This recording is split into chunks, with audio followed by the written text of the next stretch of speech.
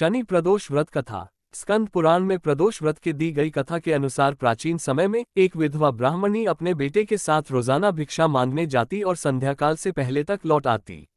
रोजाना की भांति एक दिन जब वो भिक्षा लेकर वापस आ रही थी तो उसने नदी किनारे एक बहुत सुंदर बालक को देखा, लेकिन ब्राह्मणी यह नहीं जानती थी कि वो बालक कौन है और किसका है। दरअसल वो विदर्भ देश का राजकुमार धर्मगुप्त था। राजकुमार धर्मगुप्त के पिता को, जो कि विदर्भ देश के राजा थे, उन्हें दुश्मनों ने युद्ध में मौत के घाट उतार दिया था और विदर्भ देश को अपने अधीन कर लिया। पति के शोक में धर्मगुप्त की माता भी चल बसी और शत्रुओं ने धर्मगुप्त को राज्य से बाहर कर दिया। उस बालक की हालत देखकर ब्राह्मणी ने उसे अपना लिया और अपने पुत्र के समान ही उसका भी पालन पोषण किया। कुछ दिनों के बाद ब्राह्मणी ने दोनों बालकों को लेकर देवयों के देव मंदिर गई, जहां उसकी भेंट ऋषि शांडिल्य से हुई। ऋषि शांडिल्य बहुत ही विख्यात ऋषि थे, जिनकी बुद्धिमत्ता और विवेक की हर एक जगह चर्चा थी।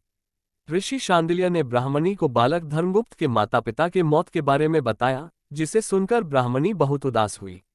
ऋषि शांडिल्य ने ब्राह्मणी और उसके दोनों बेटों को प्रदोष व्रत करने की सलाह दी और उस व्रत से जुड़े पूरे विधि विधान के बारे में बताया। ऋषि के बताए गए सभी नियमों के अनुसार ब्राह्मणी और दोनों बालकों ने व्रत संपन्न किया, लेकिन उन्हें ये पता ही नहीं था कि इस व्रत को करने से क्या फल मिल सकता है। कुछ दिनों के बाद दोनों बालक वन विहार कर रहे थे, तभी उन्हें वहां कुछ गंधर्व कन्याओं को देखा, जो कि बहुत ही सुंदर थी। राजकुमार धर्मगुप्त एक गंधर्व कन्या अंशुमती की ओर आकर्षित हो गए। कुछ समय पश्चात राजकुमार और अंशुमती दोनों ही एक दूसरे को पसंद करने लगे और अंशुमती ने राजकुमार को विवाह करने के लिए अपने पिता गंधर्वराज से मिलाने के लिए बुलाया। गंधर्वराज को जब ये पता चला कि वो बालक विदर्भ देश का राजकुमार है, तो उसने भगवान शिव की आज्ञा से दोनों का विवाह करवा दिया। राजकुमार धर्मगुप्त की जिंदगी बदलने लगी। उसने बहुत संघर्ष कर अपनी गंधर्व सेना को तैयार किया। राजकुमार ने अपने विदर्भ देश पर वापस आधिपत्य प्राप्त कर लिया।